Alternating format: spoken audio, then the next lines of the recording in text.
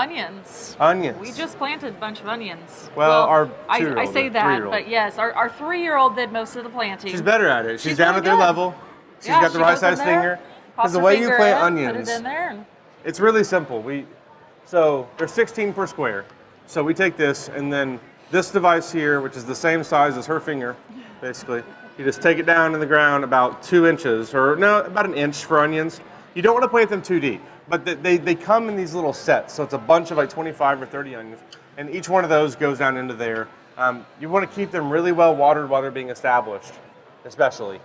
And then you can back off once they're a little bit older.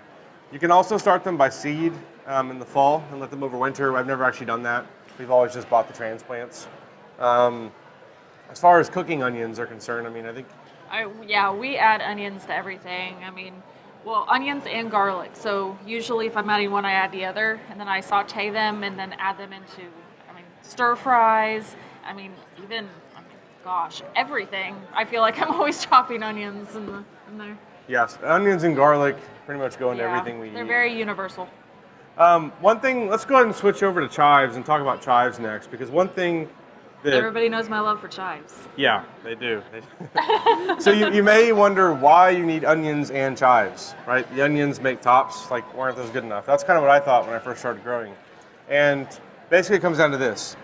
Onions that are meant to produce bulbs are not going to produce very large bulbs if you cut all the tops off. They need those tops to make the bulbs. Whereas chives don't really produce bulbs. Their purpose is to produce the tops.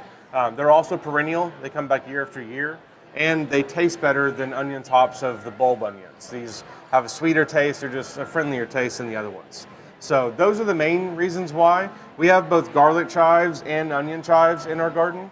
The way you can tell the difference if you ever plant them and forget what you have, the garlic chives have flat leaves, and the onion chives have circular, hollow, round ones. I can pass these around if anyone wants to see what we're talking about. And like I said, don't forget to eat those flowers. So many people just think that they aren't edible, but gosh, they taste great. And it's fun, eating something purple.